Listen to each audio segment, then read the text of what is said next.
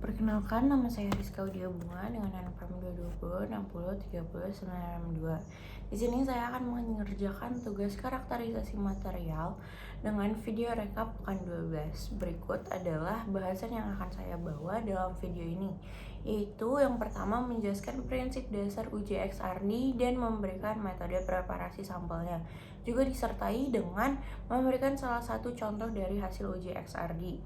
Lalu, saya akan juga menjelaskan tentang prinsip dasar dari uji XAS dan memberikan metode preparasi sampelnya juga.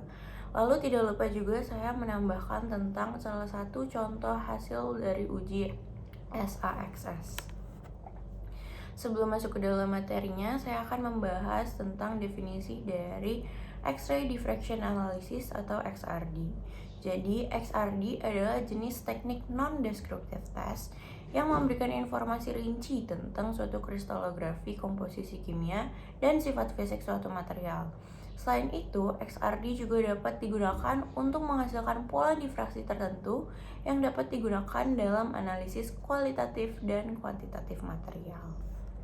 Jadi, kalau misalnya menggunakan uji X-ray diffraction analysis, hasil yang bisa kita dapatkan adalah seperti tabel yang ada di sebelah kanan ini. Nah, selanjutnya masuk ke dalam bahasan yang akan kita bawa dalam video ini, yaitu prinsip dasar dari uji X-ray diffraction analysis. Jadi prinsip kerja yang digunakan pada XRD adalah mendifraksi cahaya melalui celah kristal. Yang terjadi difraksi tersebut berasal dari radius yang memiliki panjang gelombang yang setara dengan jarak antar atom, yaitu sekitar 1 angstrom. Jadi cara kerjanya itu ketika berkas sinar X berinteraksi dengan suatu material, maka sebagian berkas akan diabsorpsi, ditransmisikan, dan sebagian lagi akan dihamburkan menjadi difraksi. Hamburan yang telah terdifraksi itu akan dideteksi oleh mesin XRD tersebut, sehingga berkas sinar X yang dihamburkan tersebut ada yang saling menghilang karena fasanya berbeda, dan ada juga yang saling menguatkan karena fasanya yang sama. Jadi berkas dari sinar X yang saling menguatkan itulah yang disebut sebagai berkas difraksi. Selanjutnya, persyaratan berkas sinar X yang dapat didifraksikan adalah dengan menggunakan Bragg's Law. Bragg's Law itu adalah apa? Bragg's Law itu adalah hukum law yang dapat menghitung pola difraksi yang dapat diinterpretasikan untuk mengidentifikasi fase-fase kristal dan menghitung parameter kristalografi seperti parameter Kisi dan orientasi kristal. Nextnya itu masuk ke dalam metode preparasi sampel untuk uji coba XRD. Jadi langkah-langkahnya itu ada 4 langkah. Yang pertama itu sample preparation. Habis itu yang kedua memasukkan ke dalam mesin XRD yang ada pada gambar di sebelah kanan ini. Habis itu yang ketiga melakukan pemindaian. Dan yang terakhir adalah membaca hasil interpretasi XRD. Nah, gimana sih sample preparationnya itu? Sample preparationnya itu terdiri dari 4 tahap nih. Sampel dapat berupa serbuk atau padatan atau lapisan tipis dengan volume minimal 2 mili. Berat sampel ditentukan dari massa jenis material. Habis itu selanjutnya untuk serbuk halus homogen dan halus yaitu dengan ukuran kurang dari 40 mikron. Lebih baik pada rentang 5 sampai 20 mikron. Lalu selanjutnya untuk padatan permukaannya itu harus benar-benar rata dengan dimensi, yaitu dengan dimensi 15 x 15 x 1,1 mm. Habis itu untuk lapisan tipis harus cukup tebal agar bukan substrat yang terdeteksi, melainkan ketebalan minimum yang disarankan itu adalah sekitar 50 mikron. Nah, selanjutnya masuk ke dalam persoalan yang kedua, yaitu tentang menjelaskan salah satu contoh dari uji XRD. Ini adalah salah satu contoh uji XRD dalam 2 gambar. Yang pertama itu gambar yang di atas itu adalah pola difraksi dari membran polimer kitosan. Oh iya, jadi ini adalah yang kita pakai, sampel yang kita gunakan adalah lithium trifluoride, yaitu LiCF3SO3. Nah, yang gambar yang pertama yang atas itu adalah pola difraksi membran polimer dari kitosan. Jadi itu menunjukkan pola difraksi membran polimer kitosan. Puncak tertinggi membran polimer itu berada pada sudut 2 theta, yaitu sama dengan 21,450 dan membentuk fase semikristalin.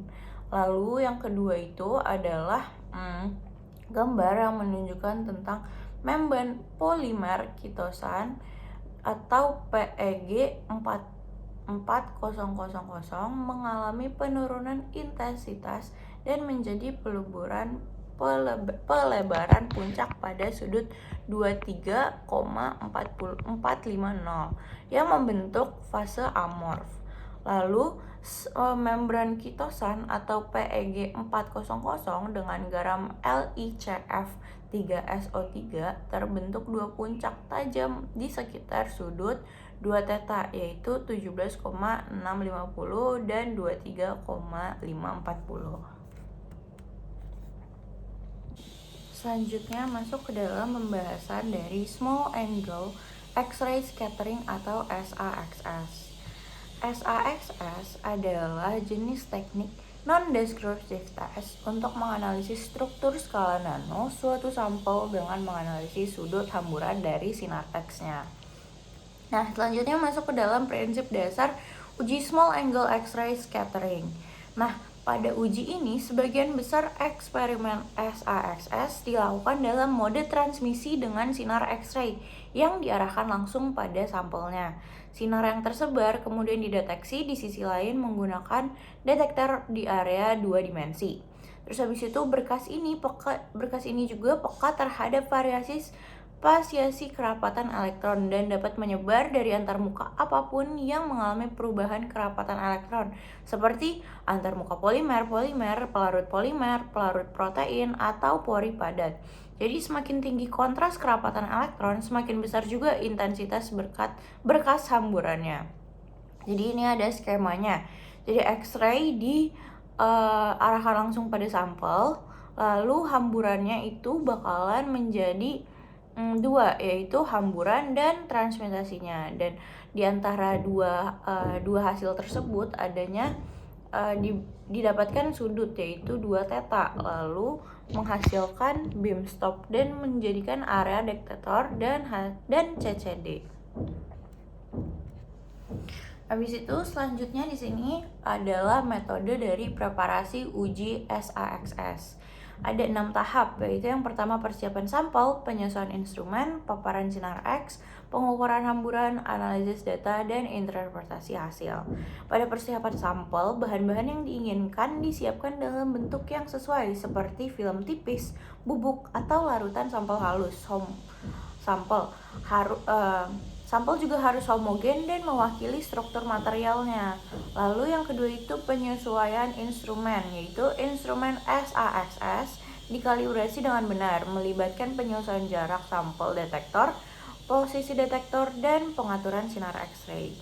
Habis itu yang ketiga adalah paparan sinar X. Sampel ditempatkan di dalam instrumen SAXS dan sinar X-ray dikirimkan melalui sampel. Sinar X-ray yang tersebar oleh sampel kemudian dideteksi oleh detektor. Lalu yang keempat adalah pengukuran hamburan. Pengukuran hamburan itu apa? Sinar X-ray berinteraksi dengan partikel berskala nano dalam sampel yang menyebabkan adanya hamburan. Sinar X yang tersebar tersebut dikumpulkan menggunakan detektor. Lalu menganalisis data itu dilakukan dengan pengukuran yang dilakukan di berbagai sudut pantulan kecil small angle untuk mendapatkan informasi tentang struktur dan sifat partikel dalam sampel. Lalu yang terakhir adalah interpretasi dan hasil. Untuk memahami karakteristik struktural material, yaitu susunan partikel, keberadaan agregat, atau perubahan struktur dalam kondisi yang berbeda. Nah, habis itu selanjutnya ke bahasan yang terakhir, yaitu tentang penjelasan dari salah satu contoh uji SAXS. Di sini ada 4 diagram, yaitu grafik pola XRD. Yang pertama itu yang sebelah kiri atas itu adalah serbuk A, yaitu adalah ketika serbuk arang tempurung kelapa pada suhu 400 derajat Celcius. Lalu yang kedua yang di sebelahnya itu yang sebelah kanan atas itu adalah grafik ketika lapisan nano GO dan RGO dibandingkan di atas dan bawah kan.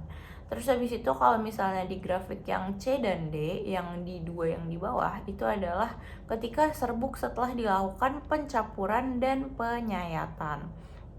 Jadi di sini kita bisa lihat ya, kalau misalnya pada grafik itu tuh berbeda-beda. Pada grafik yang A yang pertama kali itu menghasilkan struktur amorf dan dua puncak lebar, yaitu pada posisi sekitar 2 theta, yaitu 24 derajat dan 43 derajat, yang menunjukkan bahwa pada perlakuan suhu rendah yang diberikan telah berbentuk fasa grafena oksida tereduksi RGO dengan bidang kristal dan sudut 24 derajat dan pada sudut 43 derajat. Hal ini ditunjukkan dengan pencocokan secara kualitatif dari hasil XR di sampel dengan referensi oleh FU pada gambar grafik yang pertama ini. Lalu grafik yang kedua yang B itu pola difraksi yang dihasilkan juga dari seluruh variasi sampel dengan pencampuran HCl. Jadi dia tuh nggak cuman lapisan nano GO dan RGO yang murni aja, tapi grafik itu juga didapatkan setelah dari hasil dari pencampuran HCl-nya. Habis itu grafik yang C dan D juga memiliki struktur amorf, yaitu lapisan-lapisan heksagonal atom karbon yang tersusun acak dan terdiri dari satu puncak lebar, yaitu pada posisi sekitar sudut 2 theta yang terlihat pada grafik itu. Yaitu 2 theta itu dijelaskan pada angka 24 derajat dan sudut 43 derajat dengan intensitas yang rendah jika dicocokkan dengan kualitatif dengan XRD oleh FU pada gambar yang kedua itu tersebut, yang perbandingan yang setelah dicampur dengan HCl, di mana mencerminkan bahwa bentuk fasa grafena oksida tereduksi atau RGO. Jadi dibandingkan dengan pola XR di arang tempurung kelapa, awalnya yang hanya dilakukan proses karbonasi pada suhu 400 derajat Celcius dengan waktu penahanan 5 jam yang akan menghasilkan sangat rendahnya intensitas puncak yang muncul pada posisi 2 theta, yaitu 43 derajat. Hal ini mengindikasikan bahwa telah terjadi perubahan struktur hasil pencampuran karbon arang tempurung kelapa dengan larutan HCl. Terima kasih, itu saja presentasi dari saya. Kurang lebihnya mohon maaf. Terima kasih.